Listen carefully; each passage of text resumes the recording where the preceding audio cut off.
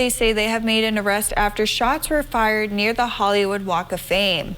Los Angeles police say someone was firing into the air from an apartment building across from where fans gathered to remember singer Vicente Fernandez. The 81-year-old Fernandez died Sunday in Mexico. A window was broken near where the shots were fired, but police could not say if the damage was connected to the shooting. Witnesses say they heard 4 or 5 shots and saw a person's arm holding a handgun from an upper-story window. Police say no injuries have been reported. Well, volunteer crews started the enormous task of clearing up debris from leveled homes in some parts of the town of Mayfield. That monstrous tornado tore through buildings and shredded trees in the city of about 10,000 people in western Kentucky. Twisted metal sheeting, down power lines, and wrecked vehicles lined the streets. Rescue efforts were complicated because Mayfield's main fire station and emergency services hub were also hit by the tornado.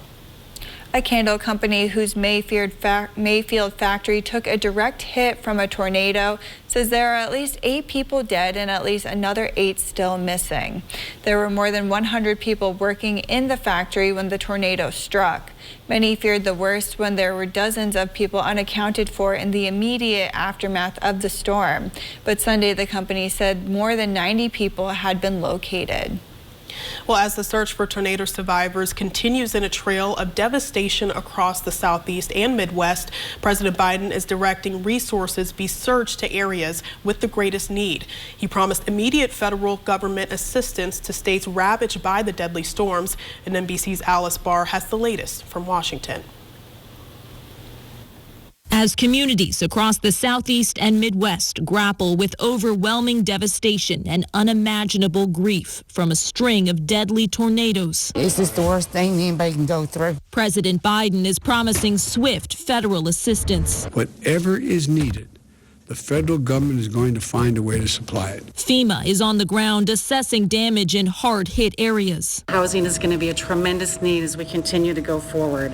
Power, water, fuel, all of these things to help the communities start their rebuilding process. One of the weekend's tornadoes stayed on the ground for more than 200 miles, ripping through Arkansas, Missouri, Tennessee, and Kentucky, where National Guard troops are going door to door searching for survivors. We're going to grieve together, we're going to dig out and clean up together, and we will rebuild and move forward together.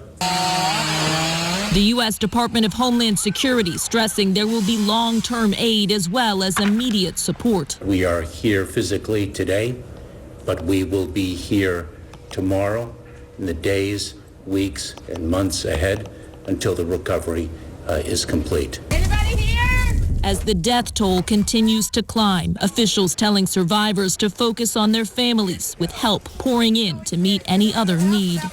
In Washington, Alice Barr, NBC News.